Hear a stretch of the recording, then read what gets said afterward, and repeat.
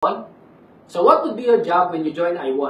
Number one, you have to treat yourself as the owner. Ibig sabihin, you have to learn and commit.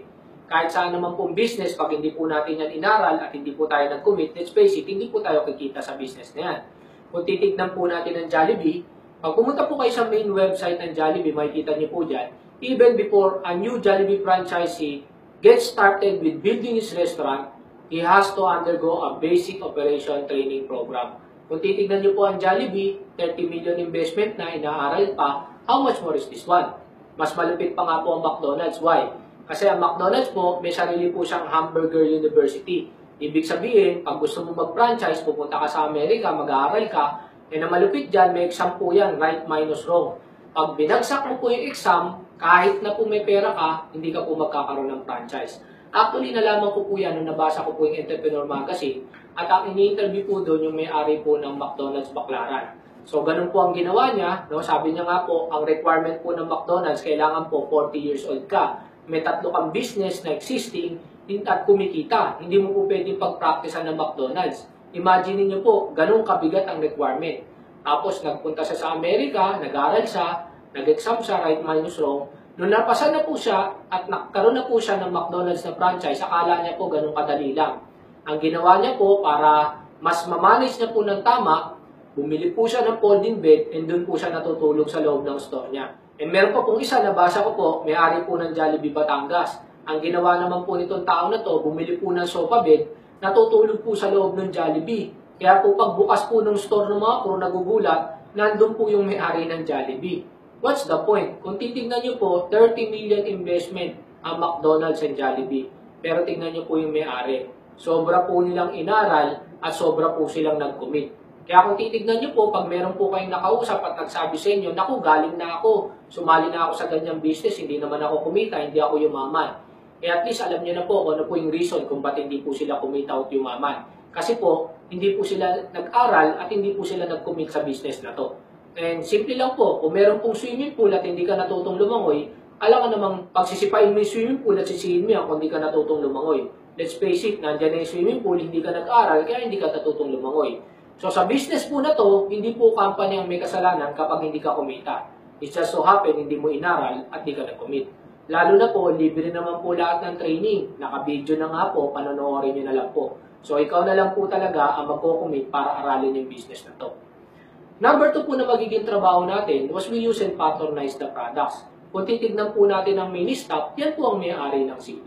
Kaya po ang San Miguel, naglabas din ng sariling beverages niya. Kaysa bumili ako ng C2, ang bibiling ko sarili kong produkto. Now, ang mini stop po, naglabas po ng blue na tubig and yung hidden spring. Why? Kasi po ang San Miguel, yan po ang may-ari ng Wilkins at Magnolia na pure water.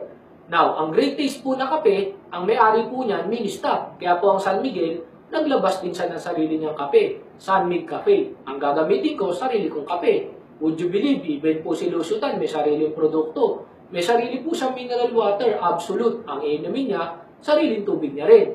Ang malupit po, SM Bonus. Why? Kasi po ang SM po, naglabas na ng sarili niyang produkto. Lahat po, from suka, toyo, patis, pati po prutas, may sarili ng SM Bonus. And that's simple po. Kapag sumali po tayo sa Ibon, may sarili po tayong mga produkto. Meron po tayong beauty products, sabon, kape, and juice. Ibig sabihin, kaysa uminom ka ng Sunmig na kape o Great Taste, siyempre ang inumin nyo po yung kape natin. That's simple. Yung ginagawa po ng malalaking negosyante, patronizing their own product, yun din po ang gagawin natin sa Ibon. Now, next po yung tinatawag po na suki or loyal customers. Let's face it, lahat po ng business, dito po nakadepend. Kung gusto mong lumaki yung business mo, dapat dumami ang loyal customers mo. Kapag ka po naubos yan, alam mo na po kung saan papunta business mo, magsasara yan. So that's the reason po, ang Mercury Drug, para po matrap lahat ng suki, naglabas po sila ng suki card. Ang National Bookstore naman, laking National Booster Card. Ang SM Advantage Card. Ang Jollibee naman po, Happy Plus. Ang Petron Card. And let's face it, pati nga po Starbucks, naglabas na po ng sariling card. And ang pinakamalupit po na suki card, yung tinatawag po na SIM card. Bakit? Kasi po, pag bumili ka niyan, yan na po ang personal number mo, lifetime ka na po maglo-load. So, nakatali ka na po talaga dyan. Now, kung titignan nyo po, lahat po itong konsepto na po, saan po pa ito nagmula? Lahat po yan, ang pinagsimulan po niyan, yung business po na to. Kasi po, nakita po nila sa ganitong business, natatali po yung mga consumer. Kaya po naglabas sila niyan. Yun nga lang po, tayo po, meron po tayong I-1 discount card. Ang SM Advantage card po, pag kinuwento mo, pag yan po kaibigan mo kumuha at bumili sa SM, wala ka pong kita sa bibili niya. Yun po ang disadvantage nun. Sa I-1 naman, pag ito ang kinuwento mo at yung kaibigan mo kumuha, nag-join, kahit saan po siya bumili ng I-1 store, kahit online pa yan, sa lahat po ng bibili niya, kikita ka po dyan. So, yun po ang kagandahan po ng business po natin. Number 3 po na magiging trabaho natin was we advertise. We are the commercial model.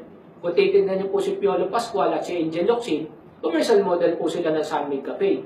Pero hindi naman po tayo pumupunta sa bahay nila at kumakatok para bumili ng kape. Pero imagine, since in-advertise nila, kumita po sila dyan. Same po with ito pong dalawang sikat na tao na to, Aldab, na bago pong model ng Coke. Hindi naman po tayo kumakatok sa bahay nila para bumili ng Coke. Pero still, it's because in-advertise nila, kumita po sila. Lahat po ng malalaking kumpanya, nagbabayad po ng malaking amount para sa commercial model. And yun po yung reason kung ba't po tayo kumikita ng malaki dito. Why? Kasi po, tayo na po yung commercial model. Tayo na po yung nag-advertise. Kaya pag tinanong ka, ano trabaho mo, sabihin mo, you're a part-time commercial model. Kaya sasabihin sa'yo, ba't ang pangit mo? Kasi kinukuha sa amin, pangit Kaya nga pati ikaw, tanggap ka. You join my business, commercial model ka na rin. And kikita ka na every time ina-advertise mo yung produkto. So that's simple. Number 4 po na magiging trabaho natin is we sponsor and recruit. Dito na po napakaraming tao na negative. Sabi nilang gano'n, kaya nga ayokong sumali sa ganyang business kasi mag-sponsor ako, magre-recruit ako. Babalikan po natin yung pinag-usapan natin kanina na suki. Again po, pag dumami po yan, lalaki po yung business mo. Pag naubos po yan, magsasara yung negosyo mo. So that's simple. Ibig sabihin, pag nagnegosyo ka, nagtayo ka ng bigasan, nagtayo ka ng grocery, ang una po nga hanapin was yung suki. Mag-iikot ka, maghahanap ka, magre-recruit ka ng mga suki mo. Actually, may nakausap nga po ako, may-ari po ng mineral water station. Sabi niya gano'n, alam mo pare, pag hindi ako makabenta rito sa store ko, ang gagawin ko, magbabike ako, iikot ako sa mga subdivision, at maglalagay ako ng flyer sa mga pinto nila. At ang malapit dyan, minsan, umiikot pa ako sa mga office at nagpo-provide ako ng mga water dispenser para sa akin na sila kukuha ng tubig. Sabi niya gano'n, imagine, ang puhunan ko sa isang water dispenser is 5,000 pesos. So imagine po, para po siya makarecruit ng loyal customer or suki, 5,000 ang puhunan niya kada opisina. Sa atin po, hindi na nga po tayo mamupuhunan ng gano'n. Now, kung titignan niyo po, even po yung mga call center na businesses, hindi po yan mag-i-exist kung hindi po yan nag-recruit ng call center agent. Malamang isa ka nga sa na-recruit. Even po yung mga hospital, hindi po mag-i-exist yung business na yan kung hindi po sila nag-recruit ng nurse at doktor. Now, even po sa franchising business, nagre-recruit po ang Jollibee na mag-invest po ng franchise o bibili ng franchise. Kasi kung hindi, paano po lalaki or kikita yung business niya? Lalo na po ang Globe, Smart, and Sun Cellular. Kung di po sila magre-recruit ng mga subscriber, paano po kikita yung business nila? So, ibig sabihin, dahil businessman sila, nagre-recruit sila. Number 3 po, Facebook, Google, and YouTube. Libre po yung mga website na yan. Paano po kikita yan? Sigurado magsasara yan kung di yan magre-recruit. Ano po ang nire-recruit nila?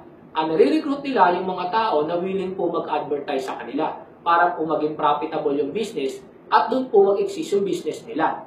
Number 4 po, kung titignan nyo po yung stock market, yung mga bangko, sila po, nagre-recruit po sila ng mga depositor or investor. Parang ako po, kung Jollibee ako, magbebenta ako ng share stock para mag-invest ka po sa akin and yung pera mo magamit ko para mapalaki ko yung business ko. Kung titignan nyo po, malalaking negosyante po, nagre-recruit. In fact, presidente na nga po ng Pilipinas, umiikot po sa iba't ibang country para mag-recruit po ng foreign investors. So kung titignan nyo po, kahit saan pong negosyo, kailangan mo pong mag-recruit.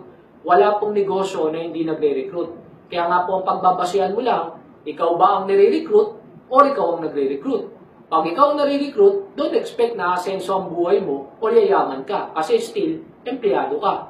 Ang mga taong nagre-recruit, yan po yung mga negosyante. Kaya kapag nagre-recruit ka, dapat positive ka. Kasi at least alam mo na kung saan sila papunta at kung ano narating nila, doon ka rin papunta at yun din ang mararating mo. Kaya ako, I'm very positive. Nagre-recruit ako, it's because negosyante ako.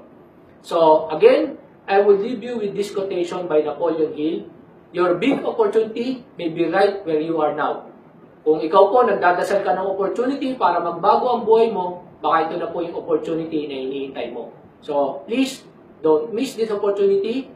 Grab this opportunity. Ngayon pa lang po, I welcome you sa I1. Welcome sa I1.